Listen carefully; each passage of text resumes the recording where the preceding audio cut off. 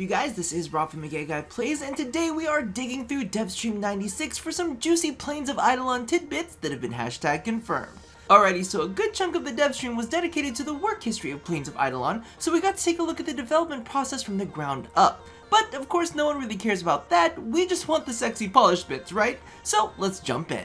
First and foremost, the target release date of Plains of Eidolon is fall-ish, aka September-ish. Remember, you guys, the ish portion is very important here, mainly because they are working with some brand new systems that will need fleshing out, and I'm sure there are lots of unforeseen bugs attached to those features. So they're gonna have to juggle making the big stuff along with their standard release schedule to keep us entertained in the meantime, especially since the Umbra Sacrifice quest will not be releasing until after Plains of Eidolon. I know we covered that before, but I definitely want to drive that point home. Now, for those of you who wanted / needed clarification, we have had it confirmed that the plains will be a 9 square kilometer area, which is 3 kilometers by 3 kilometers and found on Earth. New players will have access to it early on and apparently will be directed to revisit it at some point later in their progress. Aside from the construction of landscapes, they showed off parkouring on trees, which should definitely be fun, revealed that there would be a hierarchy of fish that we would be able to hunt down, and even alluded that the time of day would dictate the type of fish we could catch.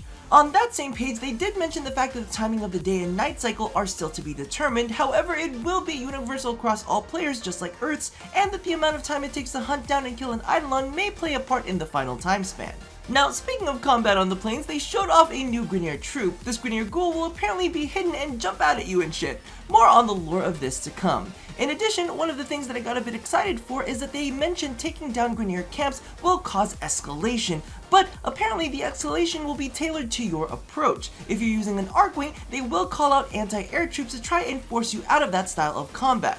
Now, as much as I like Archwing, I kind of find this fascinating that they'll be able to pull from different tactical sets to increase the difficulty, almost like a ramping exterminate mission. While we're on the subject of Archwings, they also mentioned that they are currently considering limiting the amount of Archwing use you can use in the plains. While they do want you to traverse and begin engagements with Archwing, they don't necessarily want you to have infinite access. To be honest with you, as sad as this makes me, it almost reflects what Monster Hunter and Darkest Dungeon does in their games. You have to make sure you're prepped before venturing onto the plains, and you have a limited capacity as to how much you can carry to ensure that you're using your resources wisely, but we'll talk about that in a different video.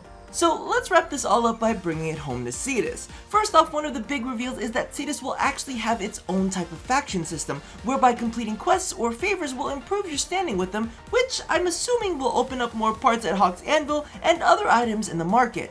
Next up, apparently there is going to be a special operator only section in Cetus where we can find an NPC that will set us on our Eidolon hunting journey.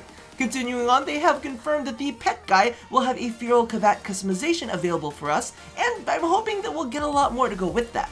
Now for the final bit, we are hitting up Hawk's Anvil because they had mentioned that they will be making what they refer to as entry-level weapons / weapon parts that won't be too expensive and will allow us to experiment to find the one that we like and eventually invest heavier into an improved version of our preferred weapon that will end up granting us mastery.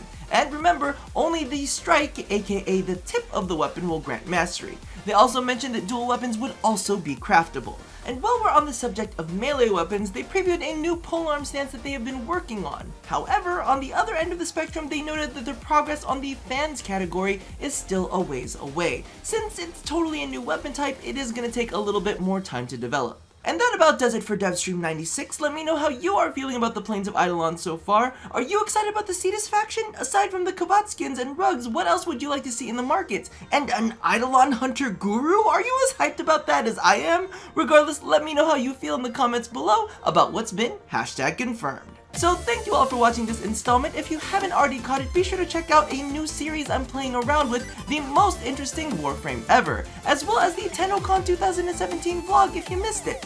Now, don't forget to do all the things that I asked you to do at the end of every one of these, and as always, love somebody, hurt nobody, and touch your body. I'll see you guys next time. Bye-bye!